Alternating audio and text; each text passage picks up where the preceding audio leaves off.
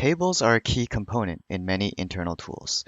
They're used to display information and can interact with other components by acting as a filter or as a source of pre-filled data. Add a table from the components list. Then, choose the function that you'll want this table to perform. Here we'll select our demo database and we'll select list company records. Now there's a lot you can do to configure a table, including renaming the table title. Within the columns section, you can rearrange a column, you can remove columns, and you can also hide any columns that you don't want to show. By hiding a column, other components will still be able to interact and use the data within that field, even though it won't be shown to the user. You can click into a field for more display options, like adding icons or pillboxes. For example, for pillboxes, you can select a specific color scheme with different values for that field. For icons, you can do something similar. In this case, we can add a green check icon for statuses that are live, and then let's also add a red X icon for statuses where it is not started.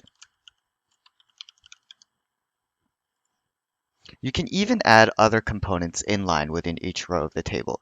Just click the plus at the top right and then go over to components and you can see what's available for you to add to your table.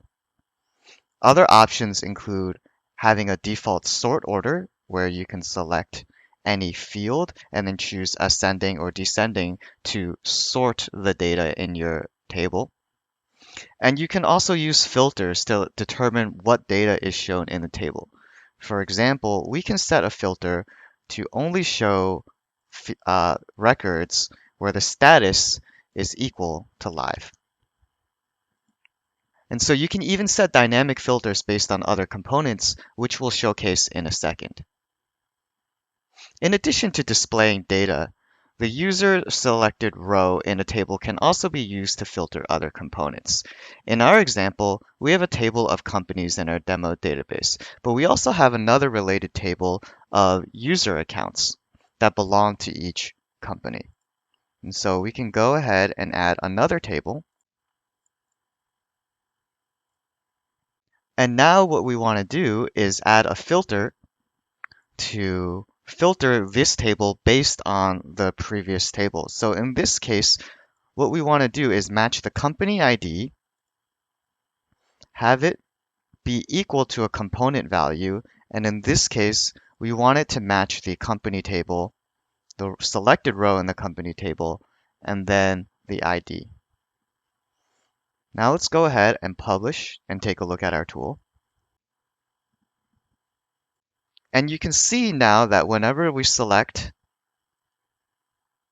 a company in the top table, this second table is filtered to only show employees and user accounts belonging to the company that was selected.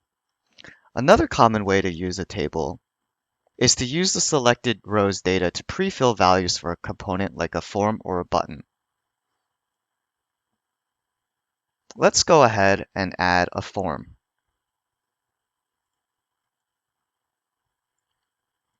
In this case, we'll use the same demo data source, and we want our form to update this company record here. Let's add street address as what we would like to update using this form. And we can click into street address and specify that the field will be pre-filled with a value from a component. In this case, we'll choose the company table, we'll choose the selected row, and we'll also choose street address here. Now let's go back and go to the ID. We can also specify that it comes pre-filled from the table.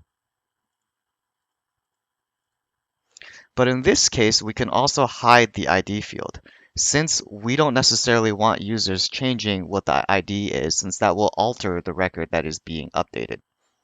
So now, once we go ahead and click Publish and Save,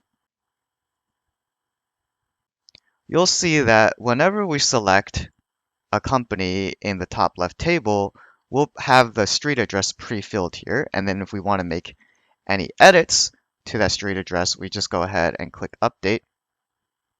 and you'll see that your changes have been made. One last thing I want to show you is how you can use a table's values with a button. In this case, what we're going to do is add an inline button. So let's go to that table, go to columns, and add a button. In this case, once again, we want it to act on our demo database and update the company record. For the ID field, we're also going to use a value from a component.